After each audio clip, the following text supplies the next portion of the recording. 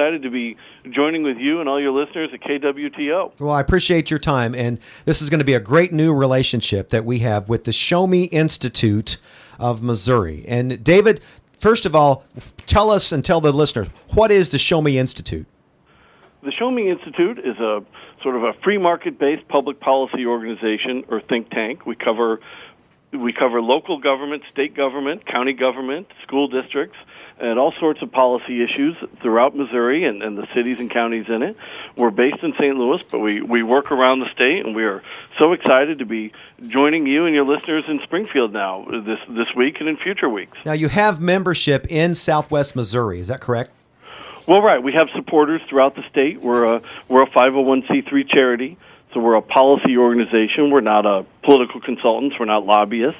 We just focus on policy issues and economic research and putting out writings as the form of policy studies and op-eds and blogs. Our blog is showmedaily.org, and we'd love to give talks around the state or appear on radio shows like this around the state. And we've been on with Dan Vaughn and others in the past, and it's great now to be on with you.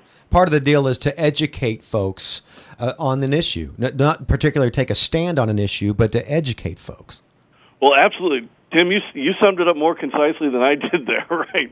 We are an educational institution, and that we put out policy studies on issues of government and economics and education, and everything is available at our website, showmeinstitute.org.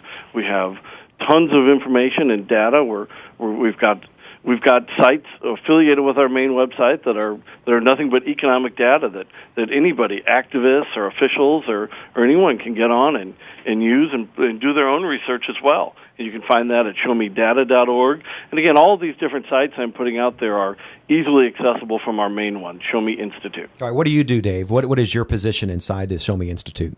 I'm one of our policy analysts. We've got about 5 people who focus on policy, and all of us have different areas that we're supposed to focus in and be informed on. And I cover local government, local taxes like sales and property taxes, transportation, which such as highways, investment, and toll roads and things like that, which I've always enjoyed talking about in Southwest Missouri, and a few other issues as well. All right, so let's go to work and talk about an issue that's all over Springfield right now. It's this Walmart, proposed neighborhood Walmart, that's supposed to be built at the corner of Campbell and Grand, and the issue now is there's a group of folks that don't want the Walmart and want to put it to a vote.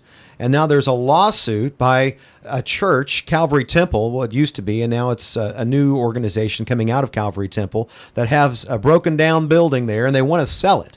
So, and I know that Show Me Institute has done a lot of research and study on the impacts of Walmart.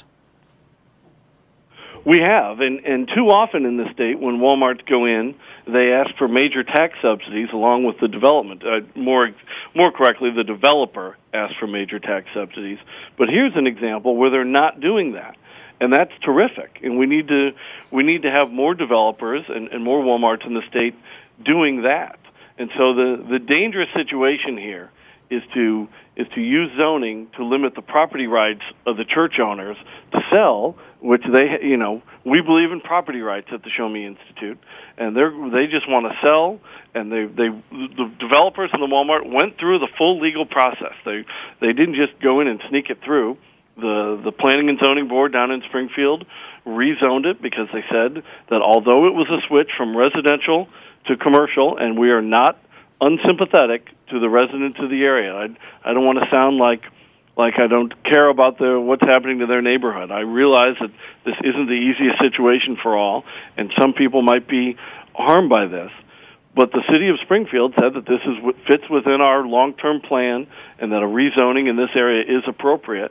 And I think putting the property rights of the church up to a vote is a very dangerous thing to do. Property rights are very, very important to our free market system and to our democracy, and this is dangerous. That said, I'm not a constitutional scholar, so I'm not saying it's totally untoward to put it to a vote. It's just a dangerous principle to do. And what precedent does it set if a group of people can decide to put something to a vote about your property? about what you want to do with your property, if you want to sell it or not. How is it that a local a group can get together and vote? Well, it can be dangerous, and we've seen other examples of this in Missouri, and probably worse ones than this. The city of Maplewood near St. Louis a decade or so ago actually put the taking by eminent domain to a vote of the people. I don't believe you have that here, thankfully, but they put it to a vote where 90% of Maplewood was able to vote to take the homes of 10% of Maplewood to put a new Walmart and Sam's Club there via eminent domain, even though many of those people didn't want to sell. That was terrible, and that's an example of the unfortunate precedent we do have in Missouri, where you can put these things to a vote. Now, in defense of the neighborhood activists, it's my understanding that what they did was completely in accordance with the city charter. They went out and got the signatures required to put this rezoning up to a vote. Now, they would probably say that they're not blocking the sale to a vote. They're simply blocking the rezoning, which the council approved, and they'd be right in that. But again, it's still a very dangerous action when you violate somebody's property rights in that regard.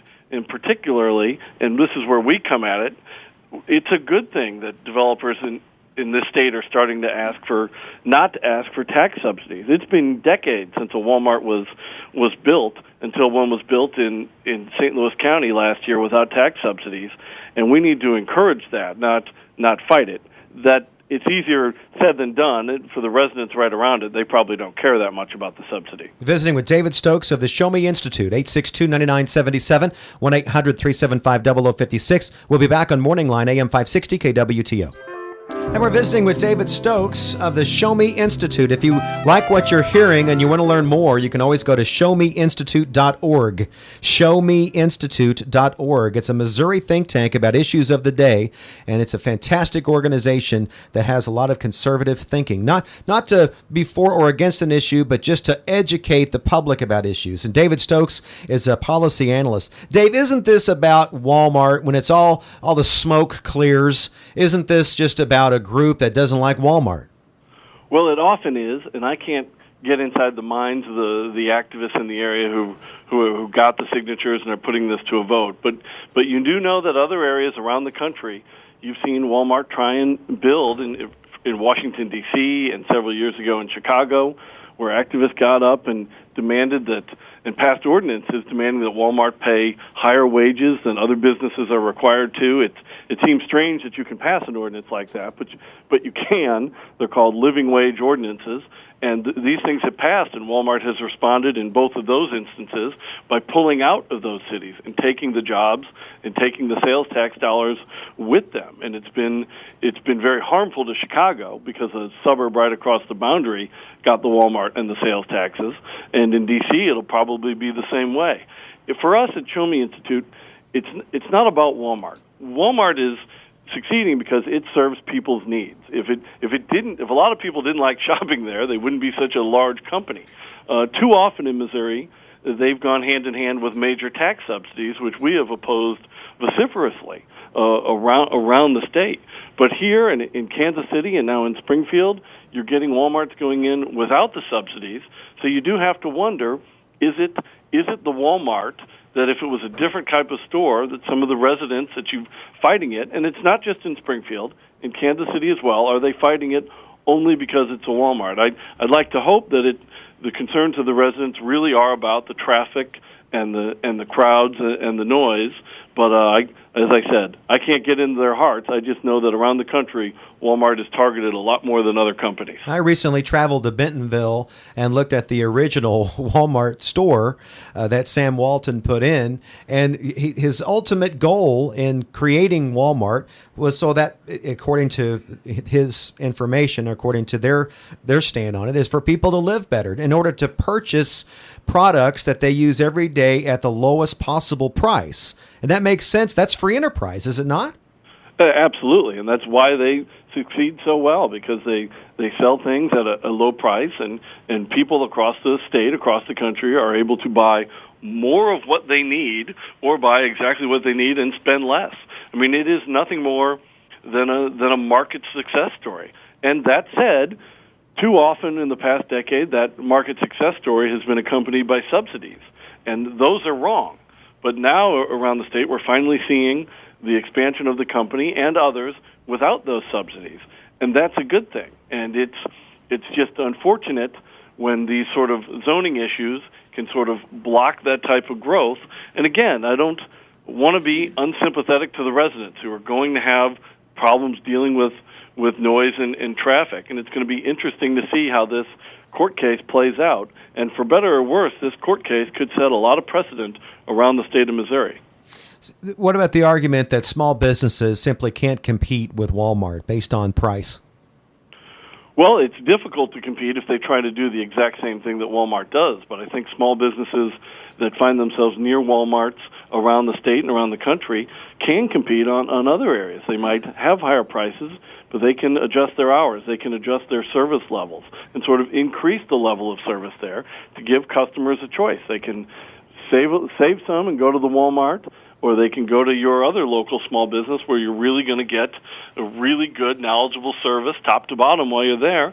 And there are certainly customers all around the country. I'm probably one of them that is willing to pay a little more for that quality of service that you get at that small business.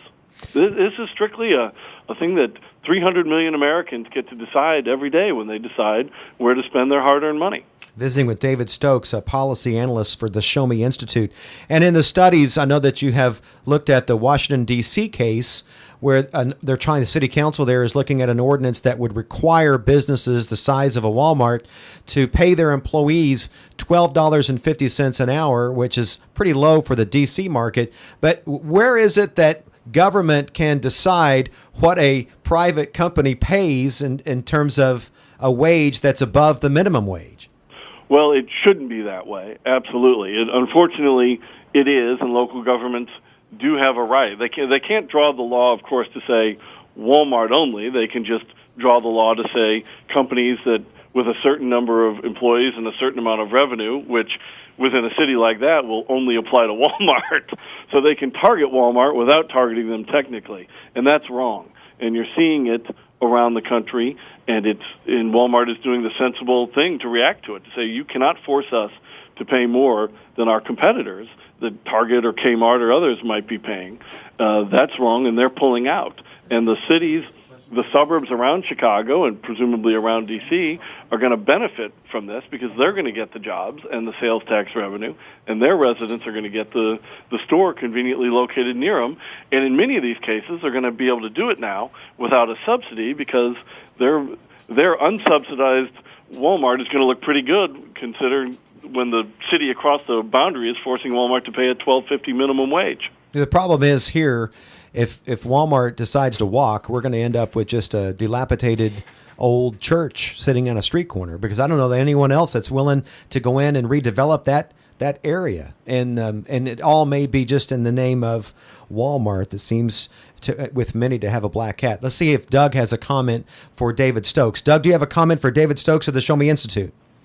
Well, the thing that bothers me, there's another organization up there called the Southwest Manufacturers Association. And I've argued with that lady for quite a while. And the whole problem here is that we're facilitating using local money, federal money, to prop these people up in these big corporations. And, as far as I'm concerned, if they can't develop it on their own without tapping into TIF funds and all that stuff, they don't need to be doing it. Now, in the case of Walmart on this particular thing here, who's going to be left to develop anything if we're going to we can't put a Walmart little store on every corner and put one in every dilapidated building. But one of the other points I want to make is all of this stuff with the trade that allows Walmart and all these corporations to be predatory labor people going after the lowest common denominator of wages is we're allowing stuff to go on to manufacture things that we use in this country that would be illegal here. And the way they operate these factories overseas, because number one, they have no health and safety regulations. They don't have any insurance. They don't have anything. And thereby they're able to keep the price down. Do you have a response? Doug, I'm going to let you, I have a little bit of time left for David. If I appreciate your comments. Would you care to comment, David, to what Doug just said?